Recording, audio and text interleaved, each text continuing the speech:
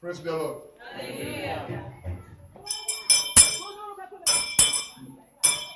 À ń bẹ̀rẹ̀ ìsọmọlórúkọ tí ò ní ìsọmọlórúkọ aláwọ̀ tó ní nígbà tí a ó tẹ̀síwájú ẹ̀sìn ológo nínú ìsọmọlórúkọ nígbà táwọn kọrin ọpẹ́. Táwọn ìdíṣẹ́ ìdíṣẹ́ wọ́n wọ́n tẹ̀lé ọkọ̀ ní ìlú olóko lọ́pọ̀.